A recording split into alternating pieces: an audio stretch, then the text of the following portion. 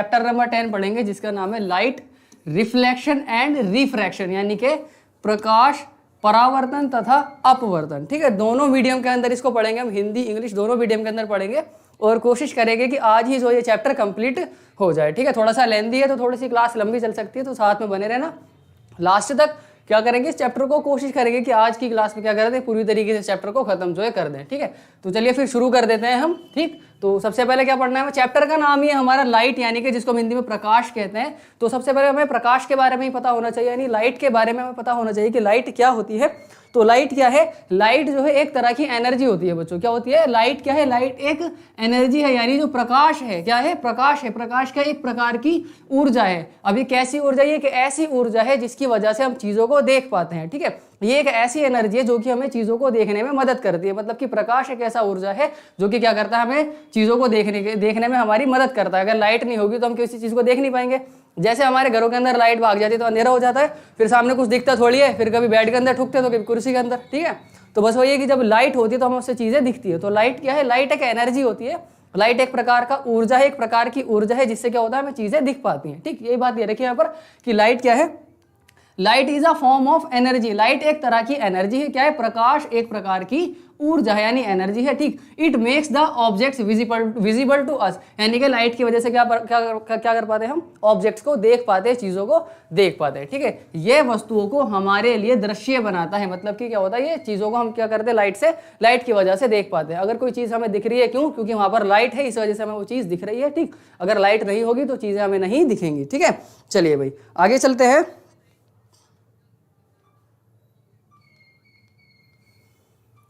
चलिए भाई आगे आता है हमारे पास में रिफ्लेक्शन ऑफ लाइट। आगे क्या आता है, रिफ्लेक्शन ऑफ लाइट यानी प्रकाश का परावर्तन। ठीक है, आपका चैप्टर का नाम क्या है, लाइट रिफ्लेक्शन एंड रिफ्रैक्शन, प्रकाश परावर्तन तथा अपवर्तन। तो एक वर्ड है उसके अंदर रिफ्लेक्शन यानी परावर्तन, तो अब उसी की बात चल रही है कि लाइट का रिफ्लेक्शन क्या होता है, यानी प्रकाश का परावर्तन किसे कहते हैं। ठीक है, तो जितनी भी चीजें हमें आसपास में दिखती है, जैसे कि मैंने बताया था कि जो लाइट जो भी चीजें हमें दिख रही हैं, ठीक है, वो किसकी वजह से दिखती है, वो हमें लाइट की वजह से दिखती है। ठीक है, तो वो जो चीजें हैं लाइट की वजह से दिख रही है, क्यों दिख रही है, क्योंकि वहां पर लाइट का रिफ्लेक्शन हो रहा है। ठीक है, इसी की वजह से क्या हो रहा है, हमें चीजें दिख रही हैं। जैसे कि मान लीजिए आप किसी टेबल के पास जो भी चीज आपको अपने आसपास में दिख रही है, वो किसकी वजह से दिख रही है, क्योंकि लाइट उस चीज से रिफ्लेक्ट कर रही है, उसे टकरा के वापिस आ रही है, इसीलिए क्या हो रही है, वो चीज हमको जो है दिख रही है। ठीक है, कोई भी मान लीजिए आपके सामने कोई किताब रखी हुई है, किताब पड़ी हुई है, अब वो आपको दिख रही है, क्यों दिख रही है, क्योंकि लाइट उस किताब पर पढ़ के रिफ्लेक्ट हो रही है। पहले क्या हो रहा है, लाइट उस किताब पर आकर के गिर रही है, फिर उसके बाद टकरा के अपना रास्ता मोड़ रही है, यानी कि वो क्या कर रही है, रिफ्लेक्ट कर रही है।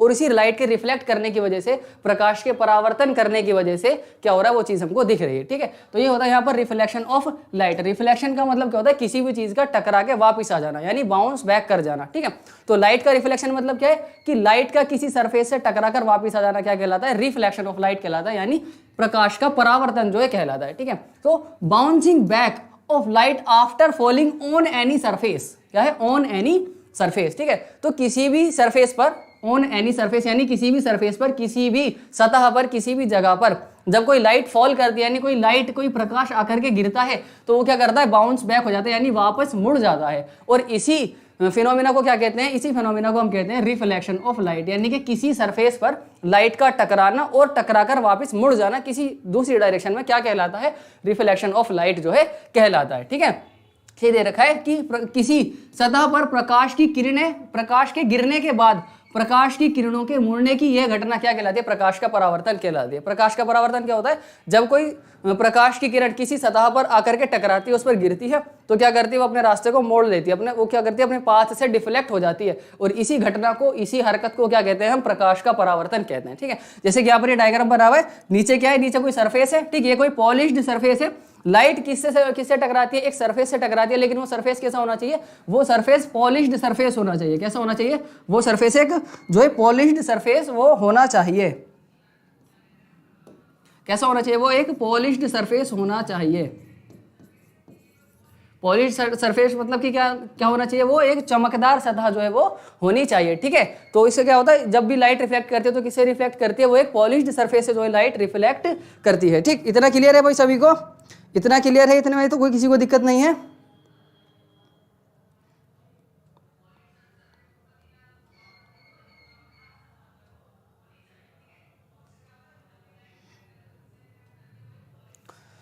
ठीक है भाई। आगे डायग्राम दे रखा है, ये क्या, ये इसी का एक जो डायग्राम है, यानी लाइट के रिफ्लेक्शन का एक डायग्राम है। जैसे कि हमें क्या दे रखा है, यहाँ पर एक सरफेस है, ठीक, उस पर क्या हो रहा है, ये लाइट आकर के गिर रही है। तो जब लाइट किसी सरफेस पर आकर के गिरती है, किसी पॉलिश्ड सरफेस पर आकर के गिरती है, तो क्या करती है, वो मुड़ जाती है। इसी को हम क्या कहते हैं, रिफ्लेक्शन ऑफ लाइट, यानी कि प्रकाश का परावर्तन कहते हैं। ठीक है, अब इसमें दो तरह की लाइट है, एक जो आकर के टकरा रही है, एक जो आ रही है, और एक जो टकराने के बाद वापस जा रही है। ठीक, तो जो आने वाली रे होती है, ठीक है, जो आने वाली रे होती है, जो आने वाली प्रकाश की किरण होती है, उसको हम बोलते हैं इंसिडेंट रे। क्या कहते हैं उसको, उसको कहा जाता है इंसिडेंट रे।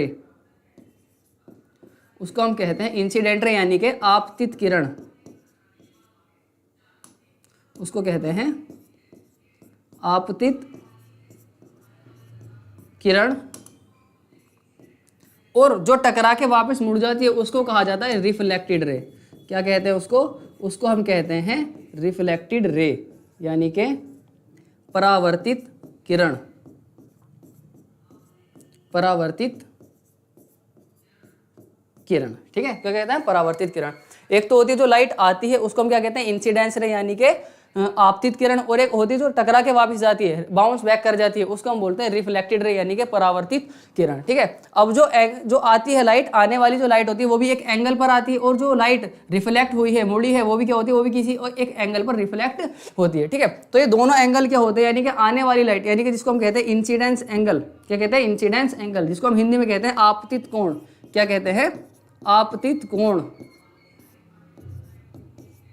जिसको हम एंगल आई से दिखाते हैं। ठीक है, और एक जो लाइट रिफ्लेक्ट हुई थी, यानी कि परावर्तित हुई थी, वो भी किसी कोण से परावर्तित होती है, जिसको हम कहते हैं परावर्तित कोण। क्या कहते हैं, परावर्तित कोण। और इसको एंगल आर से इसको दिखाया जाता है। तो ये जो एंगल आई होता है, बराबर होता है एंगल आर के। हमेशा ये क्या रहते हैं, दोनों एंगल बराबर रहते हैं। मतलब कि जितने एंगल पर कोई लाइट किसी सरफेस पर आकर के टकराती है, उतने ही एंगल से क्या करती है, वो वापस मुड़ जाती है, यानी कि उतने ही एंगल से क्या कर जाती है, वो बाउंस बैक कर जाती है, यानी परावर्तित हो जाती है। ठीक है, यही हमारा क्या आता है, लॉ ऑफ रिफ्लेक्शन के अंदर आता है। ठीक है, जो हम अब पढ़ेंगे कि क्या है, लॉज ऑफ रिफ्लेक्शन, यानी कि परावर्तन के नियम। की ये जो हमने परावर्तन पढ़ा था, रिफ्लेक्शन पढ़ा था, कि जब कोई लाइट है किसी पॉलिश्ड सरफेस पर आकर के टकराएगी तो अपने रास्ते से मुड़ जाएगी। अब इसके क्या है, दो लॉ है। ठीक है, वो दो लॉ क्या है, पहला तो है कि जो इंसिडेंट रे होती है, और जो रिफ्लेक्टेड रे होती है, और नॉर्मल, ये तीनों चीजें क्या होती हैं, सेम प्लेन पर क्या करती हैं, सेम प्लेन पर लाई करती हैं। All lie in the same plane. ठीक है, incident ray, reflected ray and normal all lie in the same plane, यानी कि तीनों की तीनों किरणें कहां पर होती हैं, ये एक ही तल में होती हैं। जैसे कि आपतित किरण, जो कि मैंने अभी बताया था पीछे, परावर्तित किरण और अभिलंब, ये तीनों की तीनों लाइनें क्या होती हैं, एक ही तल में पाए जाते हैं, यानी कि एक ही तल में होते हैं। ठीक है, जैसे कि देखो यहाँ पर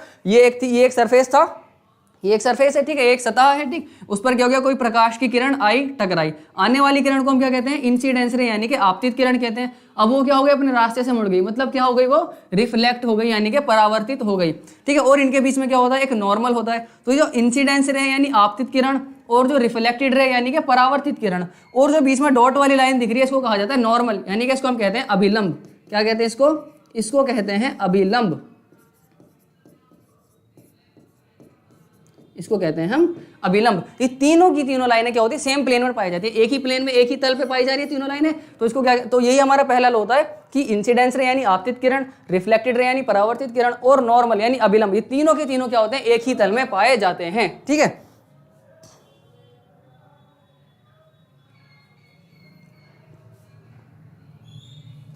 ठीक, चलिए भाई, फिर उसके बाद पहला लॉ हमने पढ़ लिया। फिर उसके बाद दूसरा लॉ होता है कि angle of incidence is equal to angle of reflection. जो एंगल ऑफ इंसिडेंस यानी एंगल आई जिसको हमने कहा था, ठीक है, आपतित कोण, और जो एंगल ऑफ रिफ्लेक्शन यानी कि रिफ्लेक्टेड एंगल जो होता है, यानी कि जिसको हम कहते हैं एंगल आर से जिसको दिखाते हैं, यानी परावर्तित कोण, दोनों कोण क्या होते हैं, एक दूसरे के बराबर होते हैं। यहाँ पर दिया गया कि जो एंगल ऑफ इंसिडेंस है, मतलब जितने एंगल पर लाइट आई है वो, और एंगल ऑफ रिफ्लेक्शन, जितने एंगल से लाइट रिफ्लेक्ट होकर गई है। ठीक है, जितने एंगल पर लाइट आई है और जितने एंगल से लाइट रिफ्लेक्ट होकर के गई है, ये दोनों एंगल क्या होते हैं, एक दूसरे के बराबर होते हैं। मतलब जितने एंगल से लाइट आती है उसको बोला जाता है angle I, angle of incidence यानी आपतित कोण, और जितने एंगल से वो रिफ्लेक्ट होती है, मतलब कि वापस परावर्तित हो जाती है, उसको बोला जाता है एंगल आर, यानी रिफ्लेक्टेड एंगल या फिर परावर्तित कोण। ये दोनों कोण क्या होते हैं, दोनों कोण बराबर होते हैं। ठीक है, यानी आई बराबर आर होता है। Angle I is equal to angle R, ये क्या होता है, सेकंड लॉ होता है। पहला लॉ क्या था, पहला लॉ था इंसिडेंट रे, रिफ्लेक्टेड रे और नॉर्मल, तीनों के तीनों जो लाइन होती है वो क्या होती है, सेम प्लेन में होती है। दूसरा जो एंगल आई होता है वो बराबर होता है किसके, एंगल आर के। ठीक है, इतना क्लियर है। ये थे हमारे लॉ ऑफ रिफ्लेक्शन, ये थे हमारे लॉ ऑफ रिफ्लेक्शन। अगला आता है हमारा image formation by plane mirror. Image formation by plane mirror, ये जो आपको डायग्राम दिख रहा है इसको बना लीजिए। ठीक है, इसको सेम प्रैक्टिस कर लीजिए। इसके अंदर हमें क्या ध्यान देना है, इसके अंदर हमें कुछ ही बातें ध्यान रखनी है जो कि यहाँ पर पॉइंट में मैंने लिखा हुआ है।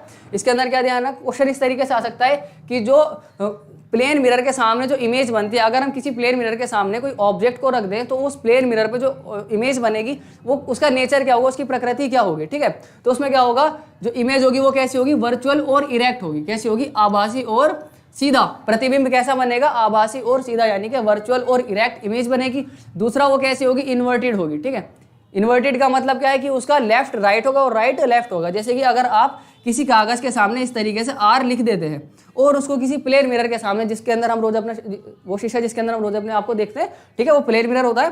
तो अगर आप किसी कागज पे आर लिख दें और उसको शीशे के सामने लेकर के खड़े हो जाते हैं, प्लेन मिरर के सामने लेकर के खड़े हो जाते हैं, तो क्या होगा, वो कुछ इस तरीके से दिखेगा। ठीक है, अभी बिल्कुल इसका उल्टा है। ठीक है तो बिल्कुल वैसा ही सेम, लेकिन ये कैसे उल्टा आर बन गया। तो ये कैसी इमेज है, ये एक इन्वर्टेड इमेज है, यानी कि कैसे, ये एक पार्श्व इमेज है, जिसको बोल देते हैं पार्श्व इमेज। ठीक है, तो इमेज कैसी बनती है, उसमें पार्श्व बनती है। ठीक है, वर्चुअल होती है और इरेक्ट होती है, सीधी रहती है। ठीक है, आर इस तरीके से तो बनेगा नहीं, वो रहेगा इसी तरीके से। ठीक है, तो ये कैसी रहती है, वो इन्वर्टेड इमेज रहती है, लेकिन वो सीधी ही रहती है। ठीक है, दूसरा है, तीसरा है इक्वल साइज। जितने ऑब्जेक्ट का साइज होगा उतना ही जो है इमेज का साइज होगा। ठीक है, क्या होगा, जितना ऑब्जेक्ट का साइज रहेगा इमेज का साइज भी क्या रहेगा, उतना ही रहेगा। दूसरी बात, चौथी बात कि जितनी दूरी पर हम इमेज को रखेंगे उतनी दूरी पर हमें ऑब्जेक्ट मिलेगा। यानी जितनी दूरी पर हम किसी वस्तु को रखेंगे, किसी बिंब को रखेंगे, जो प्रतिबिंब होगा वो है हमें उतनी ही दूरी पर मिलेगा। ठीक है, तो जो दूरी होती है वो कैसी रहती है, समान रहती है। ठीक है, तो क्या चार चीजें इसके अंदर, पहला क्या है कि जो प्रतिबिंब बनता है वो सीधा और आभासी होता है। ठीक है ना, सीधा और आभासी होता है। दूसरी बात कि वो कैसा होता है, वो पार्श्व होता है। तीसरी बात, उसका आकार कैसा रहता है, समान रहता है। मतलब कि जो ऑब्जेक्ट का साइज रहेगा, जो वस्तु का साइज रहता है, वही साइज किसका रहता है, वही साइज जो है इमेज का रहता है, यानी कि जो है प्रतिबिंब का रहता है। चौथी बात कि जो इक्वल डिस्टेंस, यानी कि समान दूरी रहती है दोनों के बीच में। कितनी दूरी, कैसी दूरी रहती है, समान। मतलब कि अगर ये कोई दर्पण है, ठीक है, ये अभी दर्पण नहीं है, अब ये एक जो है संपूर्ण दर्पण है, मतलब कि क्या है, अब एक कंप्लीट मिरर है। ठीक है, पॉलिश नहीं थी, अब पॉलिश है, तो ये क्या है, कंप्लीट मिरर है। तो जितनी दूरी पर ऑब्जेक्ट इस मिरर से रखी हुई है उतनी दूरी पर क्या बनती है, इसकी इमेज बनती है। मान लीजिए अगर यहाँ से 10 सेंटीमीटर की दूरी पर हमने किसी ऑब्जेक्ट को रख रखा है, तो जो ऑब्जेक्ट बनेगी, इमेज बनेगी, वो भी कितनी दूरी पर बनेगी, वो भी 10 सेंटीमीटर की दूरी पर बनेगी। ठीक है, मान लीजिए अगर 2 सेंटीमीटर की हमारे पास क्या है, कोई ऑब्जेक्ट है, तो जो उसकी इमेज ऑब्जेक्ट है, तो जो उसकी इमेज होगी वो भी कितनी होगी, 2 सेंटीमीटर की होगी। मतलब कि साइज क्या रहेगा, सेम रहेगा, और जो डिस्टेंस होगी इन दोनों के बीच की जो दूरी होगी वो भी क्या रहेगी, वो भी सेम जो है रहेगी। ठीक है, चलिए आगे चलते हैं। आगे दे रखा है reflection of light by spherical mirror. ठीक है, यहाँ से हमें थोड़ा सा ध्यान देके पढ़ना, क्योंकि यहाँ से जो पेपर में पूछा जाता है। ठीक है, तो स्फेरिकल मिरर के बारे में पढ़ना। अभी हमने प्लेन मिरर यानी समतल दर्पण के बारे में पढ़ा था। ठीक है, आ गई मैं, हम भी आ गए बेटा। ठीक है, तो अब हम क्या पढ़ेंगे, reflection of light by spherical mirror. अभी हमने पढ़ा था लाइट का रिफ्लेक्शन किससे, प्लेन मिरर से। ठीक है, अब हम पढ़ेंगे स्फेरिकल मिरर यानी गोलीय दर्पण से। किससे पढ़ेंगे हम, गोलीय दर्पण से। अभी पढ़ा था हमने समतल दर्पण से, अब हम पढ़ेंगे गोलीय दर्पण से एक प्रतिबिंब किस तरीके से बन सकता है। ठीक है, तो जो दर्पण होते हैं यानी कि जो मिरर होते हैं, स्फेरिकल मिरर जो है, जो गोलीय दर्पण है, वो 2 तरीके के होते हैं।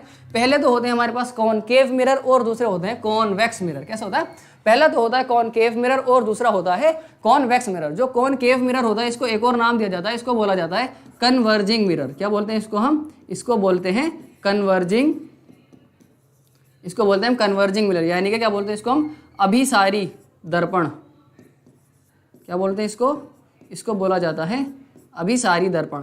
और जो कॉन्वेक्स मिरर है इसका नाम पड़ जाता है, इसका दूसरा नाम पड़ता है जिसको हम बोलते हैं क्या, डाइवर्जिंग मिरर। क्या कहते हैं इसको हम, डाइवर्जिंग मिरर, यानी कि अपसारी दर्पण। क्या कहते हैं इसको हम, इसको कहते हैं अपसारी दर्पण। क्या कहते हैं इसको, अपसारी। उत्तल दर्पण को क्या कहा जाता है, अपसारी दर्पण, और जो अवतल दर्पण होता है उसको कहते हैं हम अभिसारी दर्पण। याद कैसे रख सकते हैं कि देखो ये जो तल है इसका अंदर की तरफ मुड़ा हुआ है, तो आ से अंदर, आ से अवतल। तो अवतल दर्पण कैसा रहता है, अंदर की तरफ मुड़ा हुआ रहता है। ठीक है, केव की तरह रहता है। कॉनकेव किसकी तरह रहता है, केव की तरह। और इसका उल्टा क्या हो जाता है, कॉन्वेक्स रहता है। मतलब एक ऐसा दर्पण है जिसका तल कैसा है, ऊपर की तरफ उठा हुआ है, तो ऊ से उत्तल, ऊ से ऊपर। तो ऐसा दर्पण जिसका तल ऊपर की तरफ उठा हुआ रहता है उसको हम कहते हैं उत्तल दर्पण, और जिसका तल अंदर की तरफ मुड़ा हुआ रहता है उसको कहते हैं अवतल दर्पण। तो दो तरीके के हमारे पास दर्पण होते हैं, उत्तल और अवतल।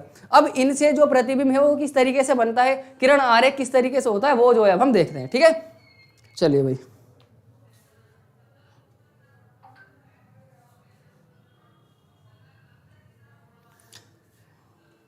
वनहर आलम बेटा तुम एक बार वीडियो को पीछे करके देख लो फिर से, ठीक है। चलिए भाई, अब हम देखते हैं कुछ बेसिक टर्म्स है जो इन मिरर से रिलेटेड रहती है। ठीक है, कुछ चीजें हैं जो हमें ध्यान रखनी है। ठीक, तो जैसे कि मैं एक डायग्राम बना लेता हूँ, पहले खाली जगह है क्या, नहीं है, चलो मैं यहाँ पे एक डायग्राम बना लेता हूँ। ठीक, एक मिनट,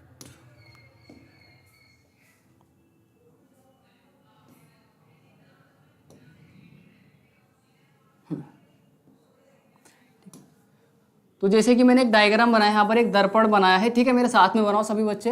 ठीक, ये क्या करते हैं, हमने एक दर्पण बनाया। अभी कौन सा दर्पण है, कौन सा मिरर है, मेरे को कमेंट में नाम लिख के बता दो इसका। ठीक है, ये कौन सा मिरर हमने बनाया है, ठीक, बताओ मेरे को एक बार, ये कौन सा मिरर है, कौन सा दर्पण है, मेरे को एक बार बताओ। ठीक है, तो ये जी जो आपका मिरर है ये कॉनकेव मिरर क्या है, एक ज़्यादा बड़ा बना दिया मैंने इसको, एक मिनट।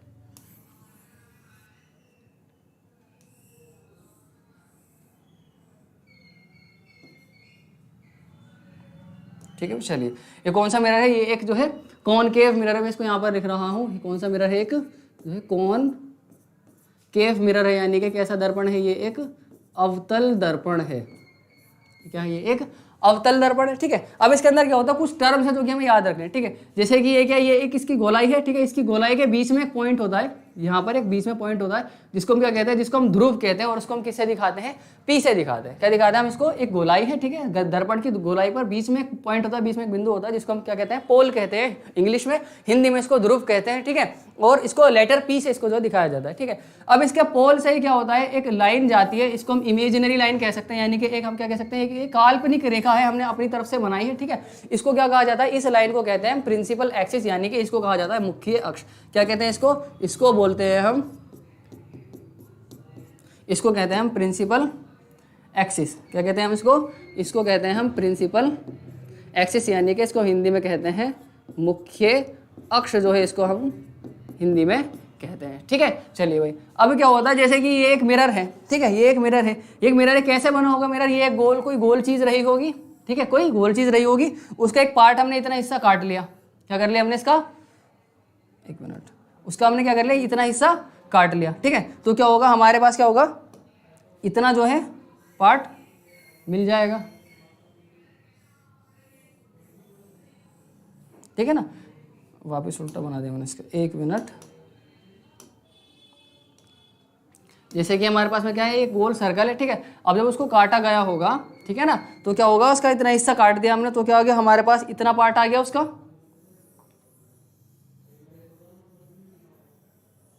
हमारे पास क्या हो गया, उसका एक इतना पार्ट जो है आ गया है। ठीक है, अब इसको क्या कर दिया, एक तरफ से पॉलिश कर दिया, तो ये क्या बन गया, सेम इसी की तरह जो है बन गया था। लेकिन पहले क्या था, ये पहले एक क्या था, ये पहले एक जो है,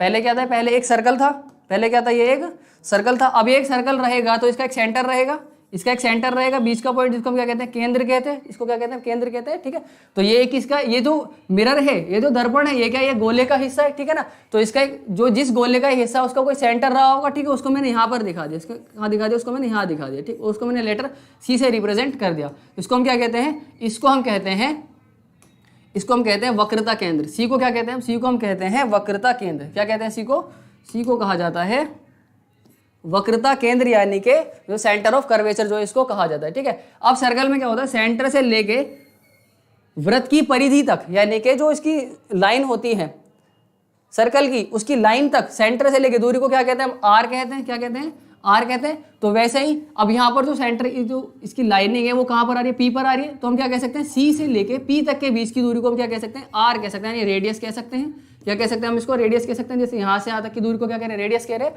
तो यहाँ से यहाँ तक की दूरी को भी क्या कह सकते हैं हम, रेडियस कह सकते हैं, यानी कि त्रिज्या कह सकते हैं। जैसे इसको नाम दिया था रेडियस सेंटर ऑफ कर्वेचर, वैसे इसको नाम दे देंगे क्या, रेडियस ऑफ कर्वेचर। जैसे इसको कहा था वक्रता केंद्र, इसको क्या कह देंगे, इसको कह देंगे वक्रता त्रिज्या। क्या कह देंगे इसे, वक्रता त्रिज्या। इतना समझ में आ रहा है भाई।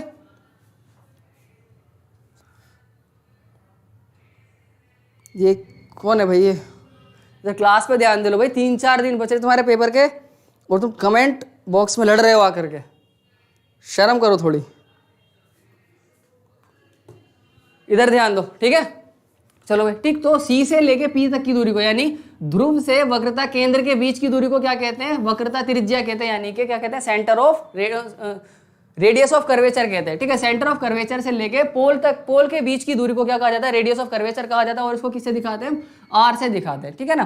तो इसकी जितनी इसकी दूरी रहती है उसकी दूरी का हाफ में क्या पॉइंट बनाते हैं, जिसको हम क्या कहते हैं, एफ से दिखाते हैं, जिसको किससे दिखाते हैं हम, लेटर एफ से दिखाते हैं, और उसको कहा जाता है फोकस पॉइंट। क्या कहते हैं इसको हम, इसको बोलते हैं हम फोकस पॉइंट, इसको क्या कहा जाता है, फोकस पॉइंट। और फोकस पॉइंट से लेके पी तक के बीच की दूरी को हम कहते हैं फोकल लेंथ, यानी फोकस दूरी जो है कहा जाता है, ठीक है।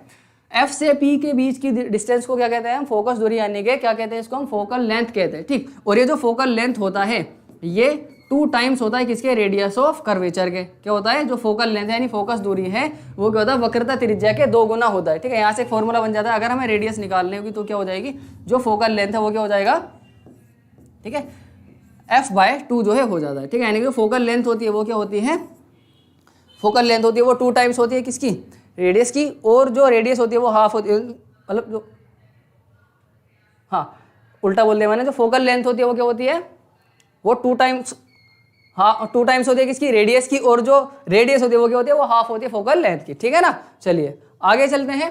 आगे हमारे पास में एक बार पीछे से ये बता देता हूँ, सेम पॉइंट थे। तो ये जैसे कि मिरर है, इसके बीच का पॉइंट को क्या कहते हैं हम, पोल कहते हैं।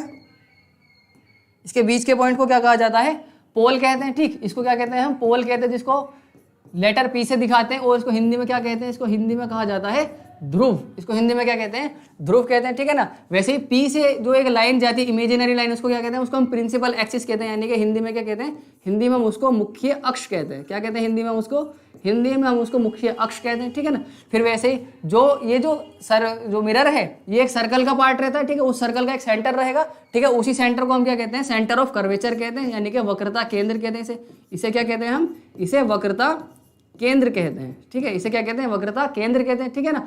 और सेंटर ऑफ कर्वेचर से लेके पोल के बीच की दूरी को क्या कहा जाता है, रेडियस ऑफ कर्वेचर कहा जाता है, यानी कि इसको हिंदी में क्या कहते हैं हम, वक्रता त्रिज्या कहते हैं। क्या कहते हैं इसे कहते हैं वक्रता त्रिज्या, और इसको आर से दिखाया जाता है, ठीक है ना। वैसे ही इसके बीच में पॉइंट होता है जिसको हम क्या कहते हैं, एफ, और इसको कहा जाता है फोकस पॉइंट। इसको क्या कहते हैं हम, फोकस पॉइंट, यानी इसको क्या कहते हैं हम हिंदी में, इसको हम हिंदी में कहते हैं फोकस बिंदु।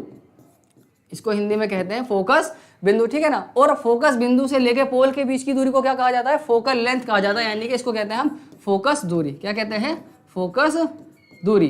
ध्रुव और फोकस बिंदु के बीच की दूरी को क्या कहा जाता है, इसको कहा जाता है फोकस दूरी। क्या कहते हैं इसको, फोकस दूरी कहते हैं। और इसको बनाना पड़ता है डिजाइन वाले एफ से, इस तरीके से जो इसको बनाना पड़ता है, ठीक है। चलिए भाई इतनी बात क्लियर है। सेम चीज किसके अंदर है, कॉन्वेक्स मिरर के अंदर है, ठीक है। अभी हमने किसके बारे में पढ़ा था, कॉनकेव मिरर का एग्जांपल लेकर के पढ़ा था। सेम चीज होती है किसके अंदर, कॉन्वेक्स मिरर के अंदर, यानी उत्तल दर्पण के अंदर भी क्या रहता है, सेम ही जो है रहता है, ठीक है।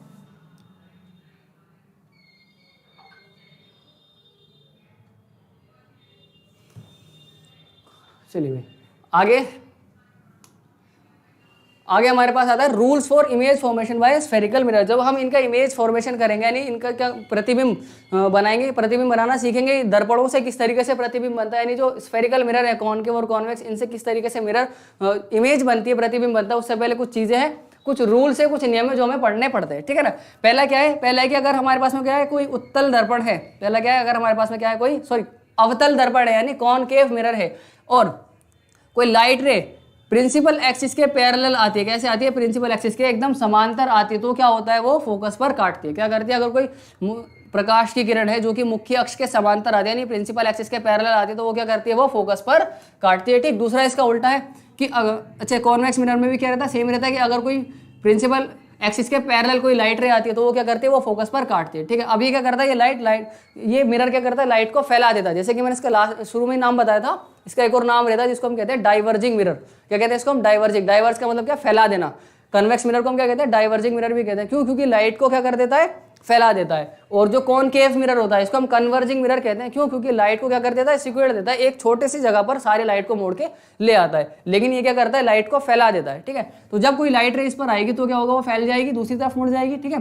तो हम मान लेते हैं ऐसा कि क्या उसने क्या करा होगा, उसने फोकस पर जो है लाइन को काटा होगा, ठीक है। तो हम क्या करते हैं, डॉट डॉट डॉट करके इसको दिखा देते हैं इस तरीके से, ठीक है। ये बात समझ में आ गई तुम्हें? पहला पॉइंट समझ में आ गया भाई?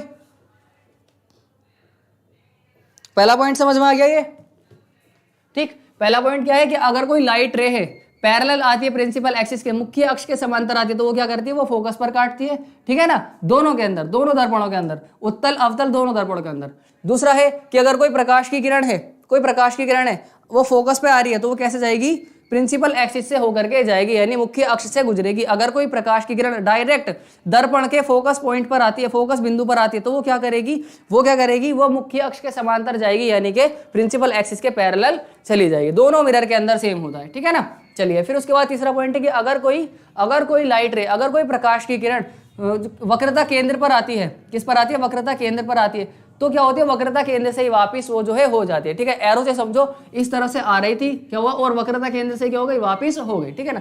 कब, जब वो किससे आती है, सी पर आती है। अगर कोई लाइट सी पर आती है तो क्या होता है, वो सी से ही वापस चली जाती है, ठीक है। सेम जो है कॉन्वेक्स मिरर के अंदर भी, यानी उत्तल दर्पण के अंदर भी है, ठीक है। चौथा पॉइंट है कि अगर कोई प्रकाश की किरण किस पर आती है, पी पर आती है, यानी ध्रुव पर, पोल पर आती है, तो जितने एंगल से वो पोल पर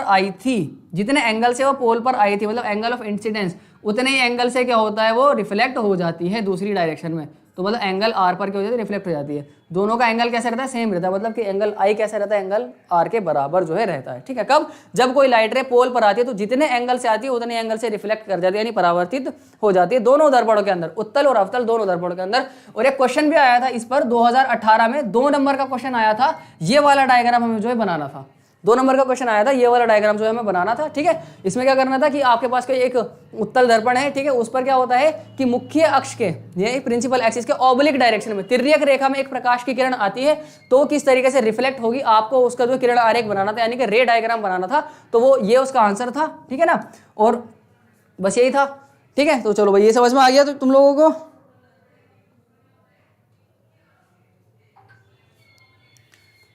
चलिए भाई आगे देखते हैं। आगे है image formation bye concave mirror. अब हम देखते हैं कॉनकेव मिरर से इमेज किस तरीके से फॉर्मेशन होगी, इमेज किस तरीके से जो है बनेगी, ठीक। कॉनकेव मिरर से इमेज किस तरीके से बनेगी वो जो है अब हम देखते हैं, ठीक है ना। तो चलिए देखिए हमने क्या करा था, मिरर के बारे में कुछ बातें पढ़ी थी हमने, ठीक है। मिरर के बारे में कुछ बातें पढ़ी थी, कुछ पॉइंट देखे थे, जैसे कि एक पॉइंट देखा था हमने सी,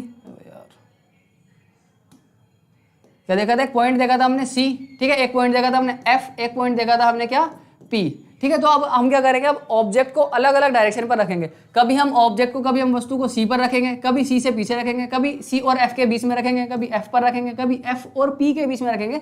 तो अलग अलग जगहों पर क्या करेंगे, हम ऑब्जेक्ट को रखेंगे और उनसे किस तरीके से डायग्राम, उनसे किस तरीके से जो है इमेज बनती है वो देखेंगे, ठीक है। ये पेपर में बनाने के लिए भी आता है, ठीक। तो ये आपकी किताब की टेबल है, ये क्या आपकी किताब की टेबल है, ठीक है। सबसे पहला है कि हमने ऑब्जेक्ट को कहाँ पर रखा है, एक इन्फिनिटी पर ऑब्जेक्ट रखा हुआ है, मतलब मान लो कि काफी दूर से जो है सनलाइट आ रही है, सनलाइट कह रहा हूँ मैं, काफी दूर से लाइट रेज आ रही है, ठीक है। मान लो सन से ही सनलाइट आ रही है, ठीक है। तो इन्फिनिटी से क्या आ रही है, कोई लाइट रे आ रही है, ठीक। तो उसकी इमेज कहाँ पर बनेगी, ठीक है, तो उसकी इमेज कहाँ पर बनेगी। तो ये पहले हम देख रहे हैं कॉनकेव मिरर के बारे में, पहले हम देख रहे हैं कहाँ से, कॉनकेव मिरर के बारे में देख रहे हैं हम सबसे पहले।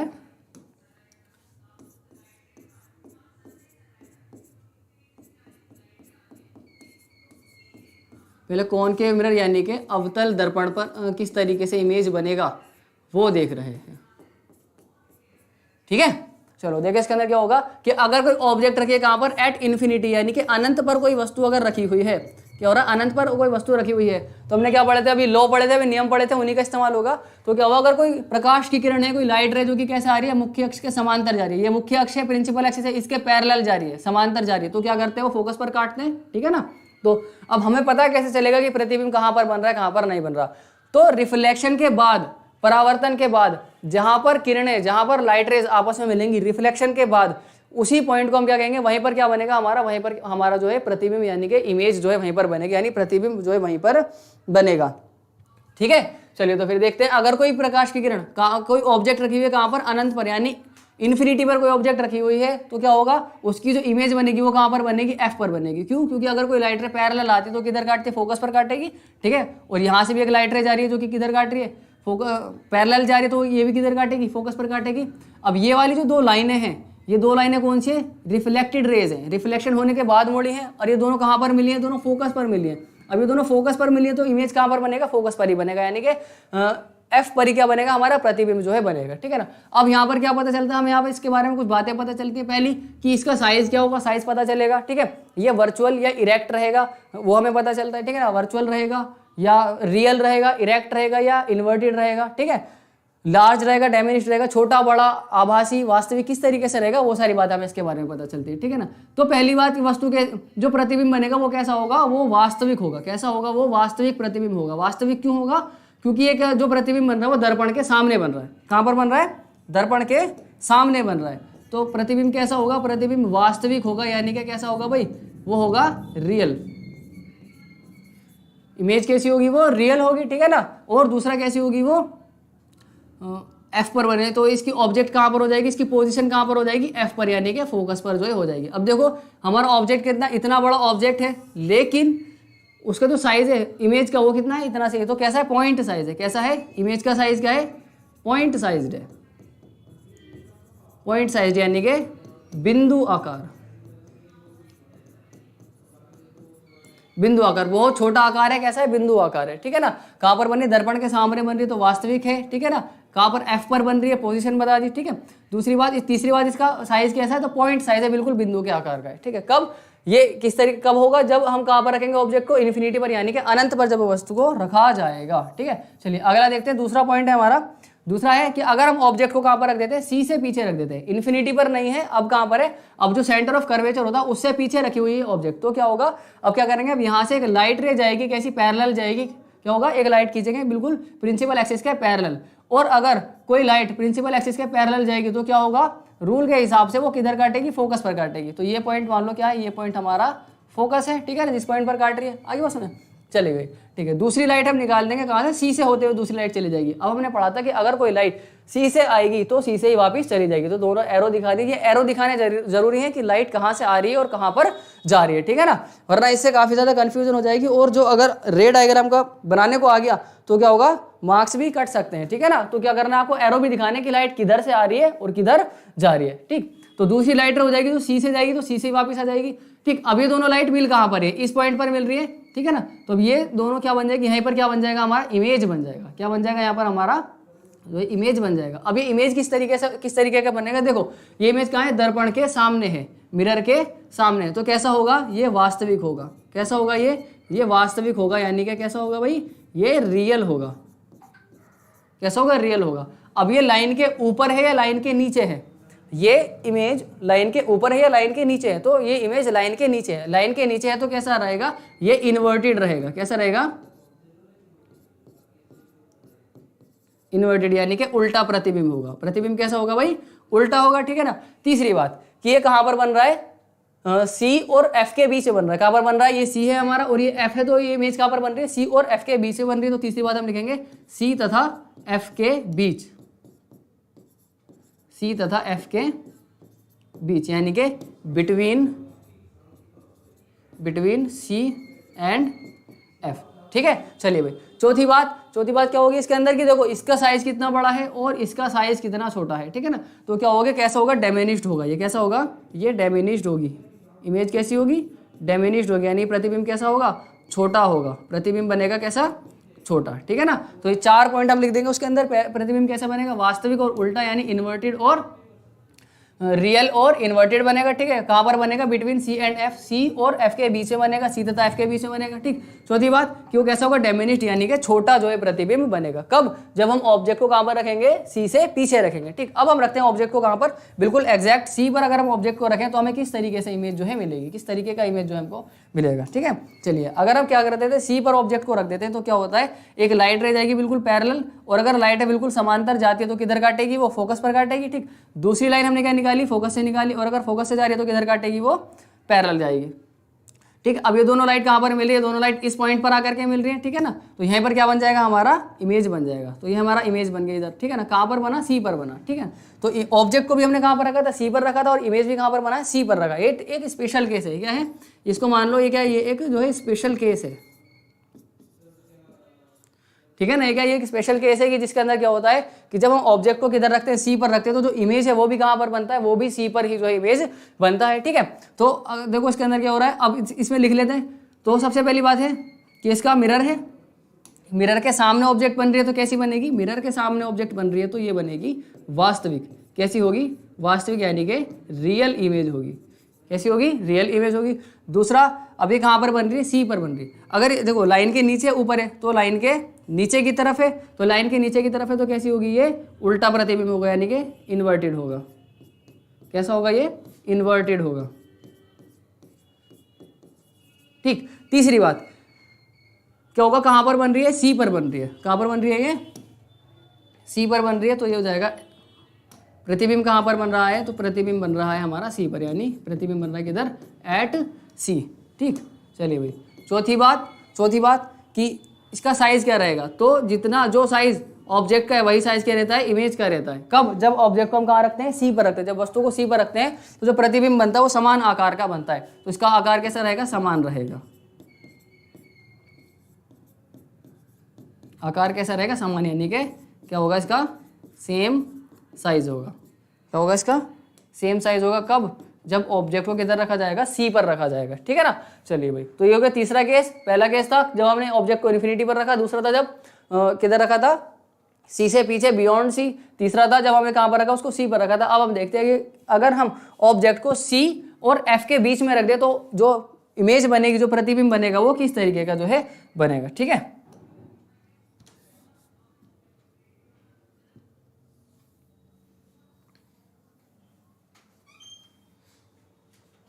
ठीक, तो देखो अब क्या रखा, अब ऑब्जेक्ट को हमने रखा है सी और एफ के बीच में। मान लो ये पॉइंट क्या है, ये पॉइंट हमारा, ये पॉइंट है सी। तो हमने क्या करा, ऑब्जेक्ट को सी और एफ के बीच में रख दिया। ठीक है, ये पॉइंट क्या है तुम्हारा, ये पॉइंट एफ, इसको कह दो ये पॉइंट है आपका एफ। ठीक है, तो अब ऑब्जेक्ट को कहाँ पर रख रखा है, सी और एफ के बीच में, यहाँ पर हमने क्या कर रखा है, ऑब्जेक्ट को रख रखा है। तो पहले क्या होगा, पैरेलल लाइट कैसे जाएगी, बिल्कुल पैरेलल जाएगी, और अगर समांतर जाती है, पैरेलल जाती है, तो क्या होगा, वो एफ पर जो इसको काट देगी। ठीक है ना।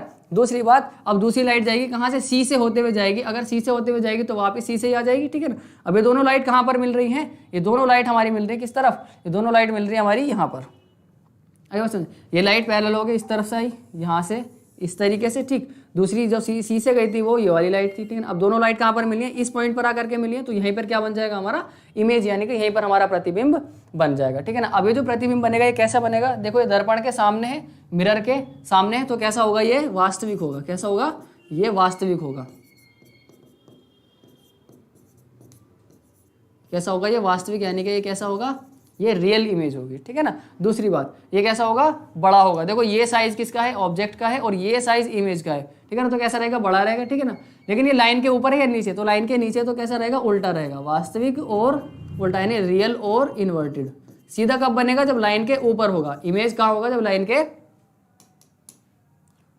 ऊपर होगी तब इमेज कैसी बनेगी, सीधी बनेगी। लेकिन जब लाइन के नीचे आ जाती है, प्रिंसिपल एक्सिस के नीचे आ जाएगी, तो इमेज कैसी होगी, उल्टी होगी, यानी इन्वर्टेड जो है वो होगी। ठीक है, चलिए भाई आगे तीसरा पॉइंट, वो कहाँ पर बन रही है, बियॉन्ड सी, सी से परे बन रही है, सी से पीछे बन रही है। तो हम यहाँ पर लिखेंगे क्या, सी से परे, यानी बियॉन्ड सी। ठीक है ना। चौथा पॉइंट, कैसी बन रही है वो, एनलार्ज्ड है, यानी कि बड़ी है। कैसी है, विवर्धित, जिसको हम कहते हैं। ये कैसा, बड़ा प्रतिबिंब है, विवर्धित, यानी कि कैसा है,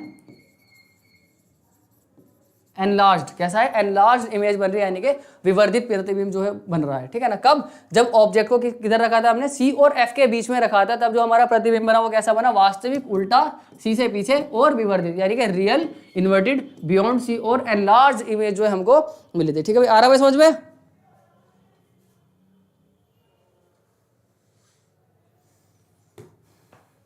आ रहा है समझ में बच्चों।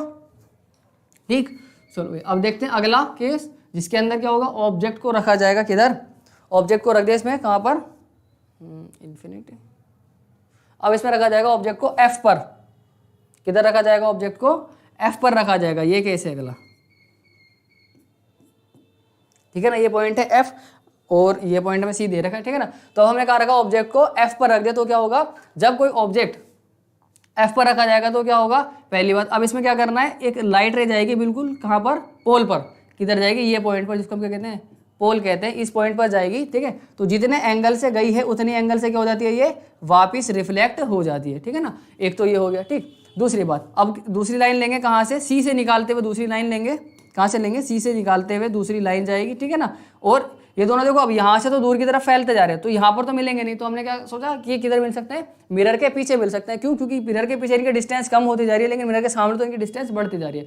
तो क्या करा, डॉट डॉट डॉट करके यहाँ पर हमने एक डायग्राम बना दिया, ठीक है ना। और यहाँ पर दिखा दिया कि इस तरफ क्या हो रहा है, इमेज बन रही है, और यहाँ पर इमेज बन रही है, ठीक है ना। तो ये क्या हो गया, मैं इतनी देर से कह रहा था मिरर के सामने, दर्पण के सामने, तो ये क्या हो जाएगा, मिरर के पीछे हो जाएगा, ठीक है ना। और जब इमेज मिरर के सामने होती है यानी दर्पण के सामने होती है तो कैसी होती है, वो वास्तविक होती है यानी रियल होती है। तो जब इमेज मिरर के पीछे बनेगी, दर्पण के पीछे बनेगी, तो क्या कैसी होगी, वो होगी आभासी यानी कैसी, वर्चुअल। कैसी इमेज होगी, वो इमेज होगी वर्चुअल यानी के आभासी। वो कैसी इमेज होगी, वो आभासी इमेज होगी यानी कि आभासी प्रतिबिंब होगा, ठीक है ना।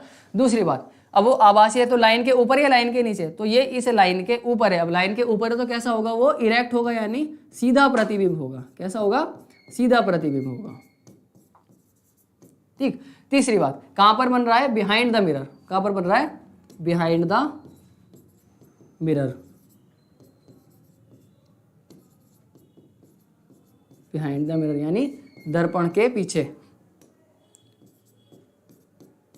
दर्पण के पीछे, ठीक है ना। चौथा पॉइंट होगा कि कैसा है, देखो ये हमारा ऑब्जेक्ट का साइज था और ये इमेज का साइज है, तो इमेज कैसी है, बड़ी है, तो यहाँ पर लिखेंगे हम इमेज कैसी है, एनलार्ज्ड है। इमेज कैसी है, एनलार्ज यानी कैसी है, विवर्धित प्रतिबिंब है। विवर्धित प्रतिबिंब यानी एनलार्ज इमेज जो है वो है, ठीक है। कब, जब हम ऑब्जेक्ट को कहां पर रख रहे हैं, बिल्कुल एफ पर रख रहे हैं। तो 5 जगह देख लिया, सबसे पहले ऑब्जेक्ट को रखा था इन्फिनिटी पर, अनंत पर, फिर ऑब्जेक्ट को रखा था किधर, सी से पीछे बियॉन्ड सी, फिर ऑब्जेक्ट को रखा था बिल्कुल सी पर, फिर ऑब्जेक्ट को रखा सी और एफ के बीच में, फिर ऑब्जेक्ट को रखा कहां पर, एफ पर, ठीक है ना। तो ये अलग अलग तरीके से हमको जो इमेज मिला था, ठीक। चलिए अब देख लेते हैं एक बार हम फिर से टेबल को, ठीक है। ये रहा टेबल, ठीक। इसके अंदर क्या था कि अगर हम ऑब्जेक्ट को कहां पर रखेंगे, इन्फिनिटी पर रखते हैं। ऑब्जेक्ट को किधर रखते हैं, अगर ऑब्जेक्ट को रखा जाता किधर, ऑब्जेक्ट को रखा जाएगा इन्फिनिटी पर, तो इमेज कैसा बनेगा, इमेज बनेगा कैसा, इमेज बनेगा फोकस पर, ठीक है। वो कैसा होगा, हाईली डैमेज्ड यानी कि बहुत ज़्यादा छोटा, बिल्कुल पॉइंट साइज का होगा, और साथ में कैसा बनेगा, रियल और इन्वर्टेड बनेगा, ठीक है। यानी कि कैसा होगा, बहुत ही छोटा होगा, बिंदु के आकार का होगा, और दूसरा वास्तविक और कैसा होगा, उल्टा होगा, ठीक है। चलिए फिर जब ऑब्जेक्ट को कहां पर रखा था, सी से पीछे रखा था, बियॉन्ड सी, सी से परे रखा था, तब क्या हुआ था, ऑब्जेक्ट बना था हमारा किधर, इमेज जो बना था वो बना था बिटवीन सी एंड एफ, सी और एफ के बीच में यानी फोकस और केंद्र के बीच में बना था। और कैसा बना था, छोटा था, डैमिनिश्ड था। तीसरी बात कि वो कैसा था, रियल और इन्वर्टेड था, यानी कि वास्तविक और उल्टा प्रतिबिंब जो है वो था, ठीक है। फिर हमने ऑब्जेक्ट को रखा था कहां पर, सी पर, तब इमेज कहां पर बना था, सी पर बना था, जैसे कि मैंने बताया था, थोड़ा सा क्या है, इंपॉर्टेंट है, ठीक है। तो इमेज कहां पर बना था, वो सी पर बना था, और बिल्कुल सेम साइज का था, जितना साइज था, ठीक है ना। तीसरी बात कि कैसा था, वो रियल और इन्वर्टेड था। क्यों, क्योंकि वो कहां पर बन रहा था, दर्पण के बिल्कुल सामने जो है बन रहा था, ठीक है। चौथी बात कि बिटवीन सी एंड एफ, जब हम ऑब्जेक्ट को कहां पर रख देते हैं, सी और एफ के बीच में जब ऑब्जेक्ट को रखा जाता है, तब इमेज कहां पर बनता है, तब इमेज बनता है बियॉन्ड सी, सी से पीछे बनता है, ठीक है ना। और कैसा होता है, वो एनलार्ज होता है यानी काफी बड़ा होता है, और रियल और इन्वर्टेड होता है यानी वास्तविक और उल्टा होता है, ठीक। फिर उसके बाद अगर हम ऑब्जेक्ट को कहां पर रखते हैं, एफ पर जब हमने ऑब्जेक्ट को रखा था तो इमेज बना था कहां पर हमारा, इन्फिनिटी पर, और जो है कैसा था, वो हाईली एनलार्ज्ड था, क्या था, काफी बड़ा प्रतिबिंब था, और कैसा था, वास्तविक और उल्टा यानी रियल और इन्वर्टेड इमेज जो है बनी थी, ठीक। फिर उसके बाद जब ऑब्जेक्ट को रखा कहां पर, एफ और पी और एफ के बीच में, तब कहां पर बना था, वो बनेगा बिहाइंड द मिरर, कहां पर बना, दर्पण के पीछे, और कैसा बनता है, एनलार्ज यानी कि काफी बड़ा प्रतिबिंब बनता है, और वर्चुअल और इरेक्ट। क्यों, क्योंकि ये मिरर के पीछे बनता है, दर्पण के पीछे बनता है, तो कैसा बनता है, वो आभासी और सीधा प्रतिबिंब जो है वो बनता है, ठीक है। चलिए भाई, इतना क्लियर है।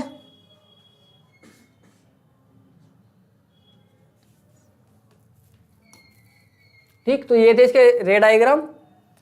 फिर उसके बाद आगे आता है, ब्लैंक पेज है, चलिए भाई। फिर उसके बाद अभी देखा था कॉनकेव मिरर का, अब ये है कॉन्वेक्स मिरर का, ठीक है ना। कॉन्वेक्स मिरर के अंदर सिर्फ 2 ही डायग्राम है, ठीक है ना। तो 2 ही डायग्राम है इसके अंदर। पहला है जब हम ऑब्जेक्ट को कहां पर रख देते हैं, इन्फिनिटी पर रख देते हैं। दूसरा होता है जब हम इन्फिनिटी और पोल के बीच में रख देते हैं, ठीक है ना।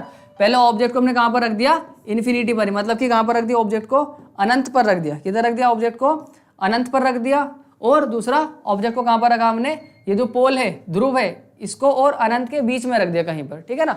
ये दो कैसे, तो जब हम ऑब्जेक्ट को कहाँ पर रखते हैं, इन्फिनिटी पर रखते हैं, तो जो इमेज बनता है वो कहाँ पर बनता है, फोकस पर बनता है, बिल्कुल ही छोटा पॉइंट साइज का बनता है। कहाँ पर बनता है, बिल्कुल पॉइंट साइज का बनता है, ठीक है ना। और कैसा होता है वो, वर्चुअल और इरेक्ट होता है। क्यों, क्योंकि मिरर के पीछे बनता है, इसलिए कैसा रहता है वो, वर्चुअल और इरेक्ट रहता है, ठीक है ना। फिर दूसरा पॉइंट था, दूसरा था कि जब हमने उसे कहाँ पर रखा था, पी और इन्फिनिटी के बीच में, यानी पोल और इन्फिनिटी के बीच में रखा था, ध्रुव और अनंत के बीच में रखा, तब जो इमेज बनी थी वो कहाँ पर बनी, पोल और एफ के बीच में बनी। किधर बनी थी, ये हमारा क्या है, पोल है, और ये क्या है, एफ है। तो इसके इन दोनों के बीच में इस यहाँ पर क्या बन रही है, इमेज बन रही है, ठीक है। कब, जब ऑब्जेक्ट को किधर रखा था, पी और इन्फिनिटी, यानी पोल और अनंत के बीच में जब ऑब्जेक्ट को रखा जाता है, वस्तु को रखा जाता है, तो जो उसका प्रतिबिंब बनता है वो कहाँ पर बनता है, पी और एफ के बीच में बनता है। और इसके अंदर भी कैसा प्रतिबिंब बनता है, छोटा और जो है वर्चुअल और इरेक्ट बनता है। ये बात ध्यान रखनी है आपको कि जो कॉन्वेक्स मिरर होता है, यानी जो उत्तल दर्पण होता है, जो उत्तल दर्पण होता है, उसके अंदर जो इमेज बनता है वो कैसा बनता है, वर्चुअल और इरेक्ट बनता है, यानी कैसा बनता है, आभासी, कैसा बनता है, आभासी और सीधा प्रतिबिंब बनता है।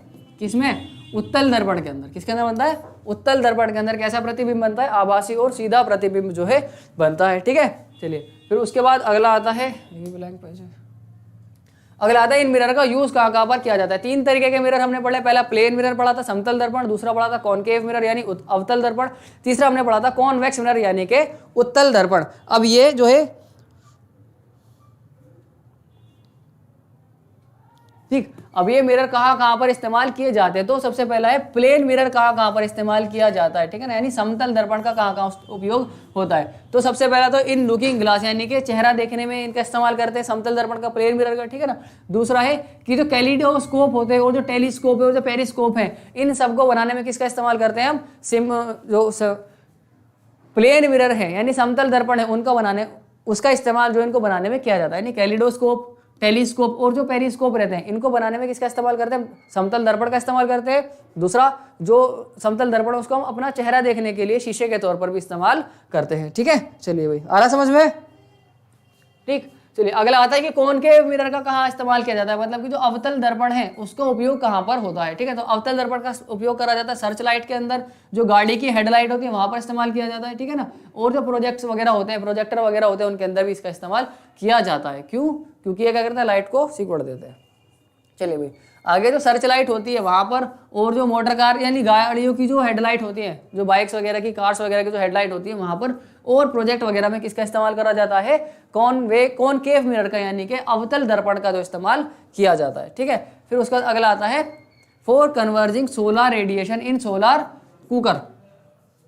सौर कुकरों में सूर्य की विकिरणों को अभिसारित करने में, यानी जो सनलाइट्स होती हैं उनको एक तरफ कन्वर्ज करने में किसका इस्तेमाल करते हैं हम, कॉनकेव मिरर का इस्तेमाल करते हैं, यानी अवतल दर्पण का जो इस्तेमाल किया जाता है, ठीक है। चलिए आगे चलते हैं, अगला आता है हमारा कॉन्वेक्स मिरर का यूज कहाँ पर हो जाता है, मतलब जो उत्तल दर्पण है उनको कहाँ पर इस्तेमाल किया जाता है, उनको कहाँ पर इस्तेमाल जो है किया जाता है, ठीक है ना। चलिए तो सबसे पहले आता है रियर व्यू मिरर इन मोटर कार्स, यानी कि जो गाड़ियों में जो हैंडल पर जो मिरर्स लगे रहते हैं, ठीक है ना, आगे की तरफ जो मिरर्स लगे रहते हैं कार में, बाइक में, ठीक है ना, तो वहां पर किसका इस्तेमाल करते हैं, वहां पर हम कॉन्वेक्स मिरर का इस्तेमाल करते हैं, यानी उत्तल दर्पण का इस्तेमाल करते हैं, ताकि हमें पीछे का जो है काफी जो है बड़ा व्यू देखने को मिल सके, ठीक है ना। ये बस वगैरह के अंदर, स्कूटर वगैरह के अंदर जो आगे की तरफ जो मिरर लगे हुए रहते हैं वो कॉन्वेक्स मिरर लगे रहते हैं, ठीक है ना। आगे है कि as safety viewers at dangerous corners and an upper deck of the double decker buses, जो डबल डेकर बस होती है उन पर भी क्या लगे रहता है, वहां पर भी कॉन्वेक्स मिरर यानी कि उत्तल दर्पण जो वहां पर भी लगे हुए रहते हैं, ठीक है। चलिए फिर उसके बाद अगला आता है sign convention mirror formula. Sign convention यानी कि अब इनका जो साइन है वो किस तरीके से लेना है, ठीक है। जैसे कि हमने क्या करा था, जो मिरर है, जैसे कि क्या था, हमारा मिरर था, मिरर पे क्या करा था हमने, अलग अलग जगह पर ऑब्जेक्ट रखी थी, तो ऑब्जेक्ट की डिस्टेंस भी अलग अलग रही थी, और जब हमने अलग अलग जगह पर ऑब्जेक्ट को रखा था, वस्तु को रखा था, तो जो प्रतिबिंब था यानी कि जो इमेज थी वो भी अलग अलग जगह पर बन रही थी, मतलब कि जो उसकी डिस्टेंस थी, जो उसकी वैल्यू थी डिस्टेंस की, वो भी क्या हो रही थी, चेंज हो रही थी, ठीक है ना। तब वो ये होगा कि अब इनकी वैल्यू का साइन क्या रहेगा, ठीक है। तो मतलब जो ऑब्जेक्ट की डिस्टेंस का साइन क्या रहेगा, इमेज की डिस्टेंस का साइन क्या रहेगा, ठीक है ना, ऑब्जेक्ट की हाइट का क्या साइन रहेगा और उसकी इमेज की हाइट का क्या साइन रहेगा, वो चीज यहाँ पर देखने में। तो साइन कन्वेंशन मतलब कहाँ पर प्लस माइनस किस तरीके से लेना है वो हमें देखना है, ठीक है ना। तो एक चीज पहले मैं बता देता हूँ तुम्हें,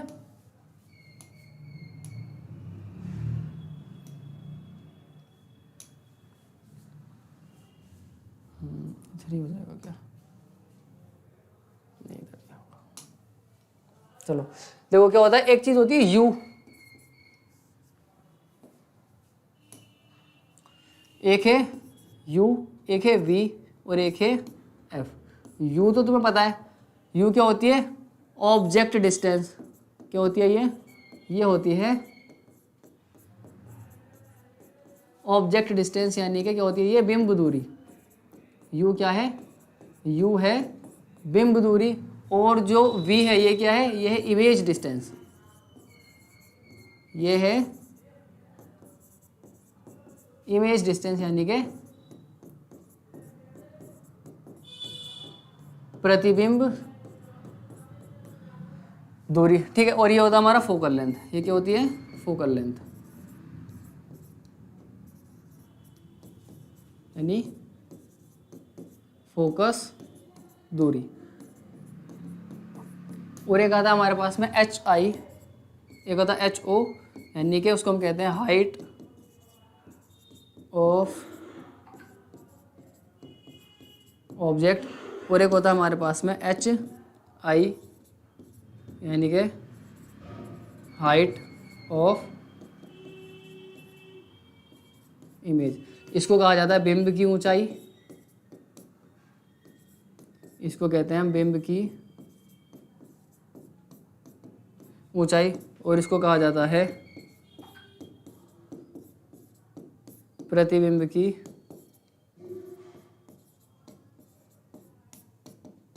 ऊंचाई, ठीक है ना। तो ये जो चीजें मैंने लिखी है VUFHOHI, ठीक है, इनका साइन किस तरीके से लेना है, ठीक है ना, वो चीज है यहाँ पर कि साइन कन्वेंशन क्या होता है, यानी कि चिन्ह परिपाटी जिसको हम कहते हैं, मतलब कहाँ पर प्लस कहाँ पर माइनस लेना, किस तरीके से होता है, ठीक है। तो जैसे कि हमारे पास में एक मिरर है, ठीक है ना, अब ये क्या होता है, एक साइन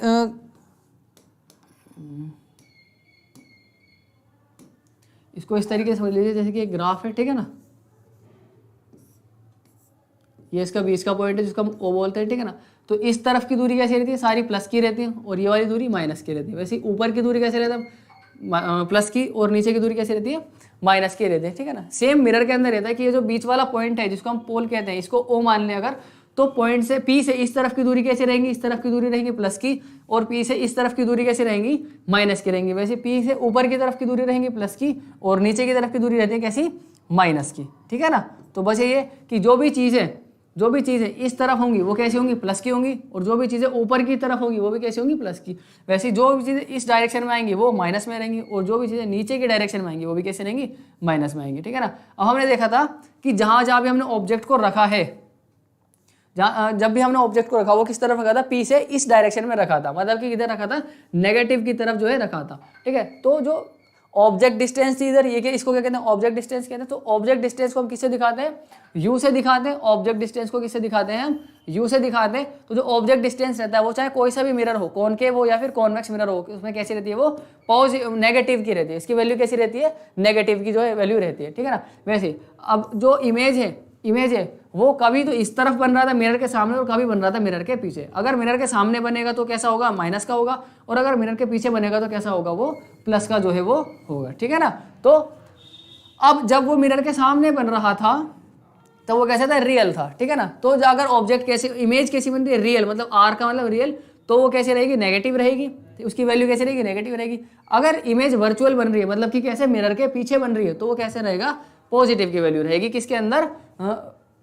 कॉनकेव मिरर के अंदर। किसके अंदर है? कॉनकेव मिरर के अंदर। वैसे अगर हम कॉन्वेक्स मिरर की बात करें तो इसके अंदर तो कैसा बनता है? वर्चुअल इमेज बनती है, और वर्चुअल इमेज कैसी रहती है? हमेशा पॉजिटिव की जो है रहती है, ठीक है, मतलब उसकी वैल्यू कैसी रहती है? पॉजिटिव की रहती है, ठीक। फिर वैसे अगर फोकल लेंथ की बात करें तो अगर कॉनकेव मिरर है तो उसकी फोकल लेंथ माइनस में रहेगी, और अगर कॉन्वेक्स मिरर होगा तो उसकी फोकल लेंथ कैसी रहेगी? प्लस की जो है रहेगी, ठीक है ना। अब हम बात करते हैं हाइट ऑफ ऑब्जेक्ट की।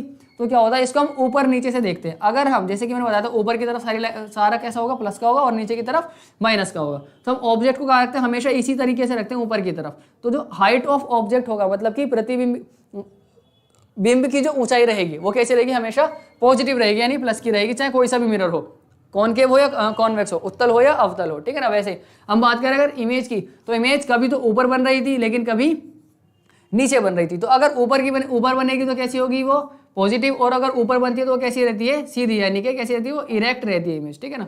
तो अगर इमेज इरेक्ट है तो कैसी होगी, इसकी वैल्यू कैसी होगी, प्लस की होगी, हाइट ऑफ इमेज की बात कर रहे हैं हम, ठीक है ना। और अगर वो कैसी है, इन्वर्टेड है, तो उसकी वैल्यू कैसी रहेगी, माइनस की रहेगी, यानी नेगेटिव रहेगी। वो यहाँ पर दे रखा है कि अगर हाइट ऑफ इमेज पॉजिटिव है तो वो इरेक्ट होगी, और अगर नेगेटिव है तो वो इन्वर्टेड रहेगी, यानी कि उल्टी इमेज जो है वो रहेगी, ठीक है ना। वैसे अगला आता है कॉन्वेक्स मिरर के अंदर। कॉन्वेक्स मिरर के अंदर हाइट ऑफ इमेज कैसी रहती है, पॉजिटिव रहती है, इरेक्ट बनती है। कैसी बनती है, उसके अंदर इरेक्ट इमेज जो बनती है, यानी कि सीधा प्रतिबिंब जो है बनता है, ठीक है ना। ठीक है भाई, ये चीज समझ में आ गई तुम्हें, साइन कन्वेंशन समझ में आ गया है या नहीं, मेरे को एक बार कमेंट करके बता दो जितने भी बच्चे देख रहे हैं, साइन कन्वेंशन सबको समझ में आ गया है या नहीं। साइन कन्वेंशन समझ में आ गया है भाई बच्चों।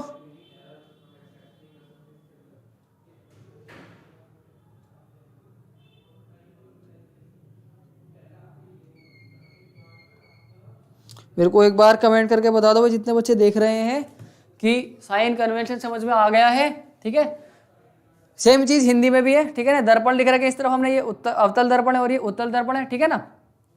अब इसके अंदर क्या है, ये जो v की वैल्यू है, अगर v कैसा है, वास्तविक है, यानी बिंब की दूरी है, ठीक है ना। अगर वो कैसे आ रही है, माइनस की आ रही है, नेगेटिव कह रहे, तो बिंब कैसा रहेगा, प्रतिबिंब कैसा रहेगा हमारा, वास्तविक रहेगा। अगर उसकी वैल्यू कैसी आ रही है, प्लस की आ रही है, तो कैसा रहेगा, आभासी जो है रहता है। किसके अंदर, अवतल दर्पण के अंदर। बात करें हम उत्तल दर्पण की, तो उत्तल दर्पण में कैसा बनता है, आभासी प्रतिबिंब बनता है, और उसकी वैल्यू कैसी रहती है, प्लस की जो उसकी वैल्यू रहती है, ठीक है ना। चलिए बात करें फोकस दूरी की, फोकल लेंथ की, तो जो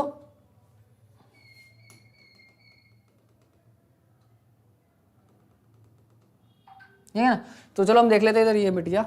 फोकल लेंथ जो रहती है अवतल दर्पण की कैसी रहती है, माइनस की रहती है, और जो फोकस दूरी होती है उत्तल दर्पण की वो कैसी रहती है, वो प्लस की रहती है, यानी पॉजिटिव की रहती है, ठीक है ना। फिर वैसे ही हाइट ऑफ ऑब्जेक्ट की अगर हम बात करें तो दोनों के अंदर कैसी रहती है, वो प्लस की जो है वो रहती है।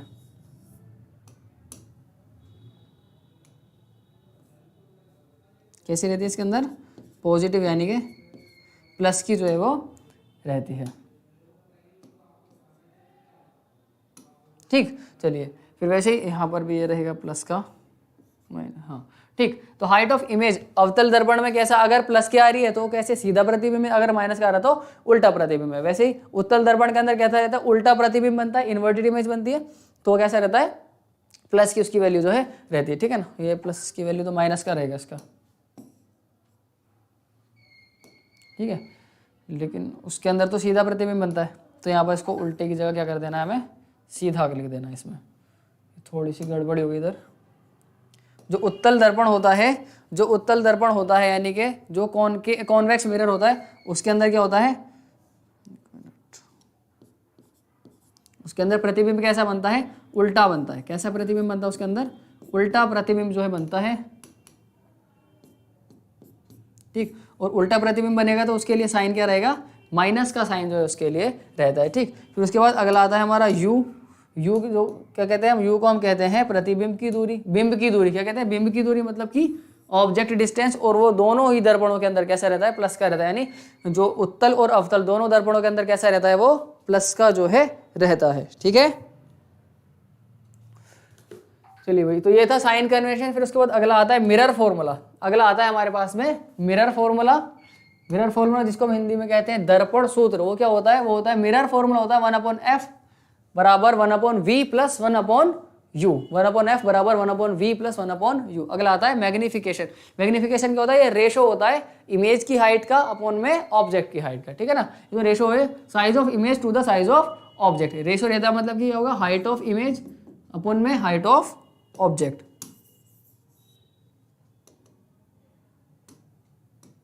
ठीक है ना। क्या रहता है, हाइट ऑफ इमेज अपॉन में हाइट ऑफ ऑब्जेक्ट बराबर m। इसको हम मैग्निफिकेशन को किससे दिखाते हैं, मैग्निफिकेशन को स्मॉल m से दिखाते हैं, और इसका फॉर्मूला क्या होता है, हाइट ऑफ इमेज अपॉन में हाइट ऑफ ऑब्जेक्ट। ये तो इसकी डेफिनेशन देते हैं, ठीक है ना। एक और फॉर्मूला होता है हमारे पास में जो क्या होता है, m बराबर -v अपॉन में u, ठीक है। ये भी m के बराबर, ये भी m के बराबर है, दोनों को मिला के एक फॉर्मूला बन जाता है। दोनों को साथ में मिला के लिख दो तो हो जाता है mhi मतलब हाइट ऑफ इमेज अपॉन में ho हाइट ऑफ ऑब्जेक्ट बराबर होता है -v बटे में u के, ठीक है। ये एक फॉर्मूला हमारे पास बन जाता है, ठीक है ना, मैग्निफिकेशन का यानी आवर्धन का, ठीक। तो यहाँ पर यही चीज़ है बस, इसके अंदर कुछ नहीं है। अगला आता है हमारा रिफ्रैक्शन ऑफ लाइट। अगला आता है रिफ्रैक्शन यानी प्रकाश का अपवर्तन। अभी जो पढ़ा था आपने पढ़ा था रिफ्लेक्शन, अब हम पढ़ेंगे क्या, प्रकाश का अपवर्तन यानी कि रिफ्रैक्शन ऑफ लाइट जो है अब हम पढ़ेंगे। ठीक है भाई, अब हम पढ़ेंगे क्या चीज, रिफ्रैक्शन ऑफ लाइट यानी प्रकाश का अपवर्तन। प्रकाश का अपवर्तन क्या होता है, जब लाइट एक मीडियम से दूसरे मीडियम के अंदर एंटर करती है, यानी कि जब प्रकाश की किरण एक माध्यम से दूसरे माध्यम के अंदर जाती है तब हम उसको क्या कहते हैं, लाइट को रिफ्लेक्ट, तो क्या होता है अपने रास्ते से हल्की सी मुड़ जाती है, हल्की सी डिफ्लेक्ट हो जाती है, तब उसको कहा जाता है रिफ्रैक्शन ऑफ लाइट यानी कि प्रकाश का अपवर्तन जो है उसको कहा जाता है। ठीक है,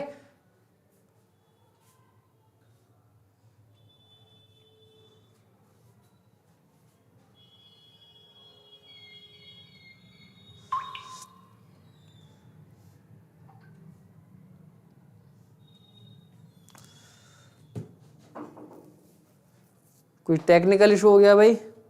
ठीक है,